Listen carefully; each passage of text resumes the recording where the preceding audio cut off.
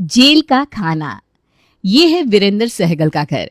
ये पिछले 30 सालों से जामनगर की काकीनाडा जेल की जेलर रह चुके हैं और अब उनकी पिछले साल ही रिटायरमेंट हुई है। इनके 2 बड़े बेटे हैं, बड़ा बेटा राजेश और छोटा बेटा विहान। बड़े बेटे की शादी हो चुकी है और आज छोटे बेटे विहान को देखने के लिए लड़की वाले आए हुए हैं। आइए आइए भाई साहब, आपका स्वागत है हमारे घर में। जी धन्यवाद। वैसे एक बात कहूँ, आप बुरा तो नहीं मानेंगे? अरे नहीं नहीं, बोलिए ना, क्या कहना है आपको। आप तो बड़ी हंसमुख और मजाकिया किस्म की इंसान लग रहे हैं। मुझे लगा था आप जेलर हैं तो काफी स्ट्रिक्ट होंगे। हमारी बेटी भी ना इस बात से बहुत डर रही थी कि लड़के के पिता तो जेलर रह चुके हैं। अरे सब लोग पहले ऐसा ही सोचते हैं भाई साहब, लेकिन ऐसा कुछ भी नहीं है। ये तो बिल्कुल भी जेलर जैसे नहीं है। हाँ, लोगों की भी गलती नहीं है।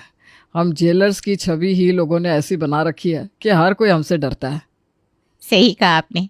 हमारी हीर भी ना यहाँ आने से पहले काफी डरी हुई थी। अरे बेटा, डरने की कोई जरूरत नहीं है। अगर तुमसे कुछ गलती भी हो गई ना तो ये तुम्हें जेल में नहीं डाल देंगे। ये आपकी बड़ी बहू है?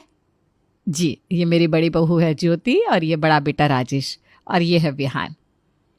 अब हम सब तो बातें करते ही रहेंगी, इससे अच्छा होगा कि हम लड़का लड़की को भी आपस में बातें करने दें। हाँ हाँ बहन जी, आप बिल्कुल सही कह रही हैं। विहान, जाओ हीर को हमारा घर दिखा लाओ और दोनों बातें भी कर लो। जी माँ। बाहर सब लोग जब तक बातें कर रहे थे तब तक विहान और हीर एक दूसरे से बात कर लेते हैं। दोनों जब वापस आते हैं तब उनके चेहरे से साफ पता चल रहा था कि दोनों एक दूसरे को पसंद करने लगे हैं।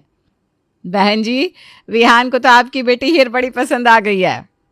मुझे मेरी बेटी की पसंद पता है, उसे भी विहान पसंद आ गया है। फिर देर किस बात की। कविता, हीर को शगुन दे दो और मिठाई ले आओ। पापा जी, मैं ले आती हूँ मिठाई। विहान और हीर का रिश्ता तय हो जाता है, लेकिन लड़की वाले के जाने के बाद वीरेंद्र को छोड़कर बाकी सब एक कमरे में इकट्ठा होते हैं और कुछ चर्चा करने लगते हैं। तूने हीर को बताया क्या? नहीं, मेरी तो हिम्मत ही नहीं हुई माँ। कैसे बताता मैं? किस मुंह से बताता उसे? लेकिन उसे बाद में पता चलेगा तो उसे कैसा लगेगा? लेकिन अभी बता देता तो वो शायद शादी के लिए मना ही कर देती। विहान सही कह रहा है ज्योति। अगर हम उसे अभी बता देते तो शायद वो शादी के लिए मना ही कर दे। वैसे ही जब से वो यहाँ पर आई थी पापा से काफ़ी डरी हुई लग रही थी। लेकिन हमें उसे बताना तो होगा ही ना कभी तो। हाँ, ये बात भी सही है। शादी के बाद उसे पता चला तो उसे लगेगा कि हमने उससे ये बात छुपाई है। मैं तो कहता हूँ अब हमें उसे शादी के बाद ही सब कुछ बताना चाहिए, और वैसे भी शादी के बाद तो उसे सब कुछ पता चलना ही है। हाँ, और शादी को तो 1 ही महीना बाकी है। शादी के बाद तो वैसे भी ये बात नहीं छुपने वाली। आपको क्या लगता है माँ जी, हम हीर से ये बात छुपाकर सही कर रहे हैं? हमने तुमसे भी तो ये बात छुपाई थी ज्योति बहू। अब विहान की खुशी के लिए हमें यह करना ही होगा। आखिर ऐसी कौन सी बात थी जो विहान के घर वाले हीर से छुपा रहे थे? सारे घर वालों ने मिलकर ये तय किया कि वे सब शादी तक का इंतजार करेंगे और तब तक कोई भी अपना मुंह नहीं खोलेगा। माँ, शादी का मेनू तय हो गया? हाँ बेटा, हो गया है। हमने तुम्हारे पापा के लिए अलग से मेनू बनाया है। हमने तय किया था ना, शादी तक किसी को भी कुछ पता चलने नहीं देंगे। हाँ, आपने सब सावधानी से किया है ना माँ? किसी को पता तो नहीं चल जाएगा? अरे नहीं, मैंने सब कुछ बड़े ही सावधानी से किया है। तुम्हारे पापा को अलग से खाना परोसा जाएगा, सबसे अलग, जैसे कोई उन्हें देख ना ले। मुझे तो डर लग रहा है कहीं हमारा राज खुल ना जाए। अगर लड़की वालों को ये सब पता चल गया तो? अरे नहीं, मैंने सब कुछ अच्छे से प्लान किया है, किसी को कुछ पता नहीं चलेगा। और मैं तो हूं ना, सब पे नजर रखूंगा कि कोई भी पापा को देख ना ले। भैया बस फेरों तक संभाल लेना।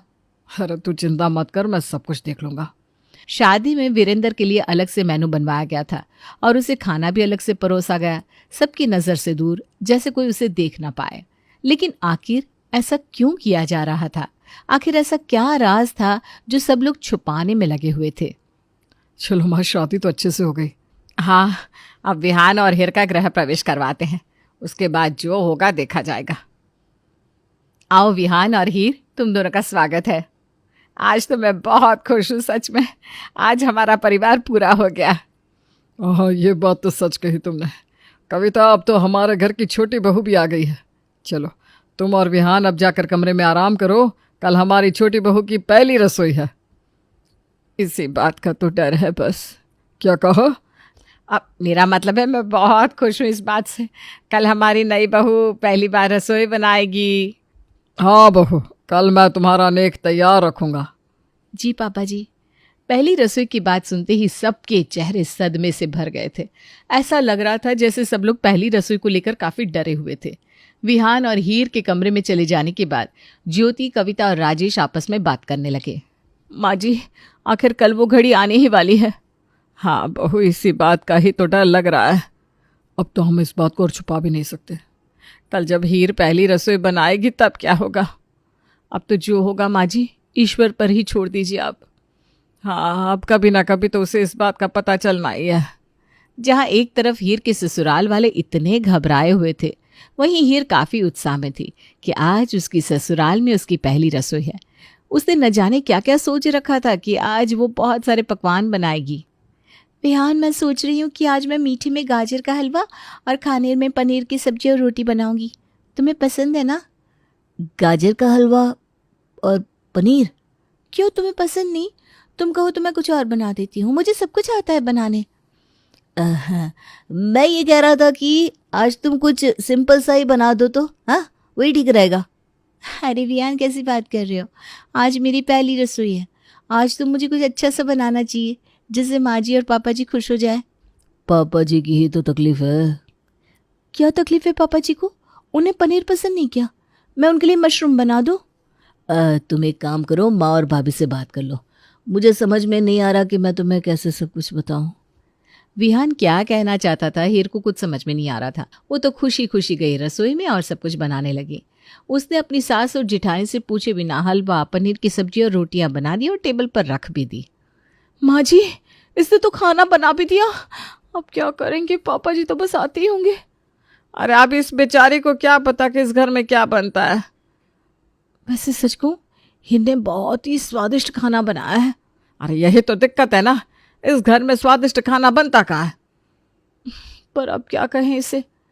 माँ जी, भाभी, आप लोग वहाँ क्या कर रहे हैं? आइए ना, यहाँ बैठिए। खाना बन गया हीर? जी भैया, मैंने गाजर का हलवा, पनीर की सब्जी और बटर रोटियां बनाई है। क्या? माँ, ये हीर क्या कह रही है? उसने क्या बनाया है? हाँ भैया, हीर ने यही खाना बनाया है सबके लिए। अब हम जब तक आते तब तक उसने बना भी दिया था। पापा ने अभी तक देखा तो नहीं ना? क्या हुआ, पापा जी बड़े स्ट्रिक्ट हैं क्या स्वाद को लेकर? लेकिन आप लोग चिंता मत कीजिए, मैंने बहुत ही स्वादिष्ट खाना बनाया है। अरे बहू, इसी बात की तो दिक्कत है बस। आप लोग क्या कह रहे हैं, मुझे कुछ समझ में नहीं आ रहा। माँ, अब वक्त आ गया है, हमें हीर को सब कुछ बता देना चाहिए। हाँ माँ, मुझे भी यही लगता है। क्या बताना है आपको मुझे? कहिए ना, सब लोग चुप क्यों हैं?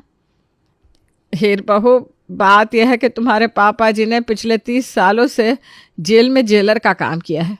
वो किसी भी बात में सख्त नहीं है, हंसमुख है, लेकिन उन्हें खाना सिर्फ जेल का ही पसंद है। जेल का खाना? मैं कुछ समझी नहीं माँ जी। मतलब ये हीर कि उन्हें दाल में पानी ज़्यादा, रोटी सख्त बिल्कुल, सब्जी में तेल नहीं, मसाले नहीं, फीकी सब्जी। और तुमने जो आज पनीर बनाया है ना, वो तो हमारे घर में कभी बनता ही नहीं। हम सिर्फ जेल की तरह सूखी रोटी और सब्जी ही खाते हैं। क्या? ये आप क्या कह रहे हैं सब? जेल का खाना कोई घर में कैसे खा सकता है? पर हमारे घर में तो ऐसे ही होता है हीर। तो आपने ये सब मुझे शादी से पहले क्यों नहीं बताया? मुझे लगा कि कहीं तुमने ये सब सुनकर मुझसे शादी करने से मना कर दिया तो। लेकिन आप ही सोचिए कि कोई ऐसे जेल का खाना कैसे खा सकता है। मैं जानती हूँ बेटा कि जेल का खाना इतना भी आसान नहीं है, लेकिन देखो हम सबको भी आदत पड़ गई है ना, धीरे धीरे तुम्हें भी पड़ जाएगी। लेकिन आज तो मैंने ये सब बना दिया, अब क्या करेंगे? अब एक काम करते हैं, हलवा हटा देते हैं, इससे ना हम बाद में खा लेंगे। और इस सब्जी में से पनीर हटा दो और रोटियां पंखे के नीचे रख देते हैं तो सूख जाएगी। क्या? सूखी हुई रोटियां बिना पनीर की सब्जी? हे भगवान, ये क्या हो रहा है मेरे साथ? क्या हुआ भाई, सब लोग ऐसे क्यों खड़े हैं? कुछ नहीं पापा जी, हम सब बस हीर को बता रहे थे कि उसने अच्छा खाना बनाया है। देखिए, सूखी सब्जी और रोटी। अरे वाह, उसने तो आते ही सब कुछ सीख लिया। ये लो हीर बहू, तुम्हारा नेक पूरे 5,000 रुपया। पहली बार देख रही हूँ खराब खाना बनाने पर नेक मिल रहा है। अरे चलो चलो सब लोग खाना शुरू करो। ये तो गले से ही नीचे नहीं जा रहा, खाए कैसे? कोई बात नहीं, धीरे धीरे तुम्हें आदत हो जाएगी। कैसा ससुराल है ये जहाँ जेल का खाना बनता है? हीर के लिए बड़ी ही शॉकिंग सी बात थी कि उसके ससुराल में सचमुच जेल का खाना बन रहा था। कभी सूखे चावल, कभी रूखी सूखी रोटी सब्जी, ना कोई स्वाद ना ही कोई पकवान। उसके हलक से तो निवाला ही नहीं उतर रहा था। बियान, मुझसे ये खाना नहीं खाया जा रहा है, बहुत हो गया जेल का खाना। खाया तो हमसे भी नहीं जाता, लेकिन पापा जी से बात करे कौन? तुम्हें पता है ना, वो जेलर रह चुके हैं। हम सबको डर लगता है उनसे। माँ आप ही कुछ कहिए ना पापा से, हम कब तक ये जेल का खाना खाते रहेंगे?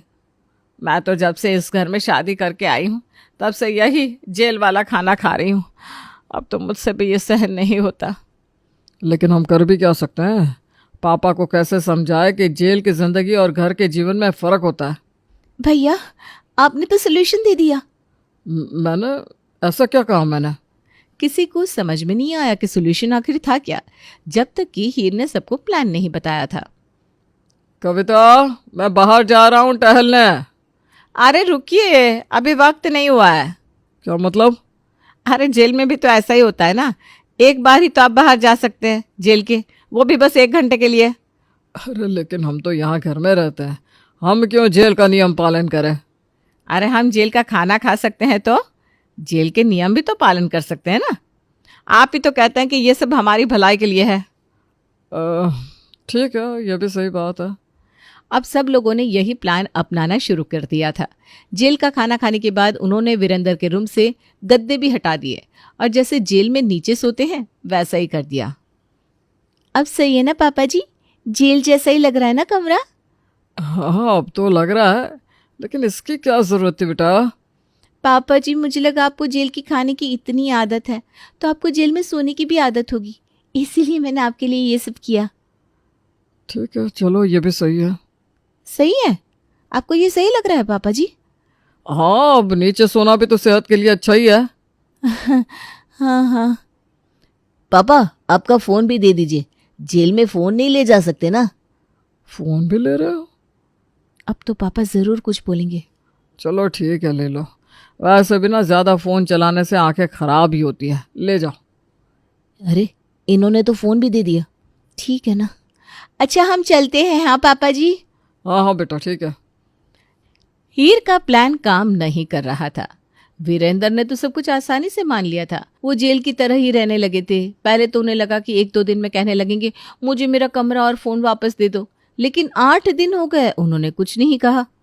सॉरी, मुझे लगा था मेरा प्लान काम करेगा, लेकिन पापा जी पर तो कोई असर ही नहीं हुआ। तुम्हारी गलती नहीं है बेटा। जो इंसान 30 साल से जेलर रह चुका हो उसे आदत सी हो जाती है ना इस तरह से रहने की। तुमने तो सबके भले के लिए ही किया था। हाँ पर पापा रह कैसे सकते हैं बिना बाहर जाए, बिना फ़ोन चलाए, बिना गद्दे के सोकर, और कुछ कह भी नहीं रहा है। मुझे जितना लगा था ये सब करना उतना भी आसान नहीं है। चलो ठीक है, हम सब कुछ और रास्ता सोचते हैं। सब लोग इस प्लान को छोड़कर किसी और प्लान को सोचने में लग गए थे। तभी पीछे से वीरेंद्र आता है। अरे मेरा गद्दा वापस कर दो, मेरी पीठ अकड़ सी गई है, और मेरा फ़ोन भी दे दो। पागल हो रहा हूँ मैं बैठे बैठे। मुझे समझ में आ गया है कि घर और जेल में फ़र्क होता है, हमें दोनों को अलग अलग रखना चाहिए। और हाँ, आज से ये जेल का खाना बनाने की भी कोई ज़रूरत नहीं है, समझे? चलो मुझे मेरा फ़ोन दे दो, मैं जा रहा हूँ टहलने। हाँ हाँ लिए लीजिए पापा। हमारा प्लान तो काम कर गया माँ जी। अरे ये तो सच में सुधर गए। इसका मतलब है कि हमें जेल का खाना नहीं खाना होगा। फिर तो आज दावत करते हैं, सब लोग आज पनीर खाएंगे और बिरयानी भी। और गोलगप्पे और पकोड़े और रसमलाई और छोले भटूरे। पापा जी, आप भी छोले भटूरे खाएंगे? हाँ, मैं जेलर था जेल में, कैदी नहीं जो जिंदगी भर जेल का खाना ही खाता रहूंगा। तुम सबके साथ साथ मेरी उम्र कैद की सजा भी पूरी हो गई, समझो।